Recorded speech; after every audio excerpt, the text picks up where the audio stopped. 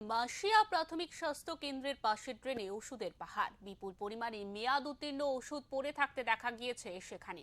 স্থানীয়দের দাবি যে এই স্বাস্থ্য কেন্দ্রে কোনো চিকিৎসার পরিষেবা নেই, ডাক্তার আসে না। এইসব ওষুধ রেখে রেখে মেয়াদ উত্তীর্ণ হয়ে যাওয়ার পর সেগুলিকে খোলা জায়গায় ফেলে দেওয়া হয়েছে। এই বিষয়ে বাদুড়িয়ার BMOH বলেছেন, আমি বিষয়টা জানি না, দেখে উপযুক্ত ব্যবস্থা নেব। পাশাপাশি তিনি এটাও বলেছেন, ডাক্তারের অভাব আছে, এই নিয়মিত এই স্বাস্থ্য কেন্দ্রে ডাক্তার থাকে না।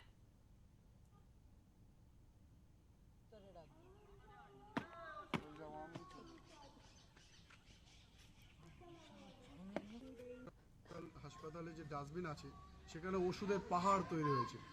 কি জন্য পাহাড় তৈরি হয়েছে? এখানে যে সাধারণ মানুষজন এখানে হসপিটাল আসে, তারা রিসেপশনে ওষুধ চাইলে তাদেরকে ওষুধ দেওয়া হয় না, ঠিক আছে?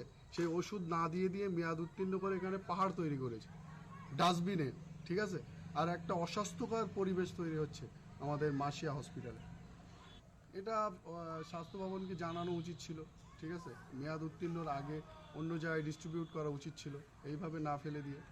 এত অস্বাস্থ্যকর পরিবেশ তৈরি হচ্ছে, এখানে বাচ্চারা খেলাধুলো করে, সব কিছু করে, হ্যাঁ, ঠিক আছে? সেই জন্য।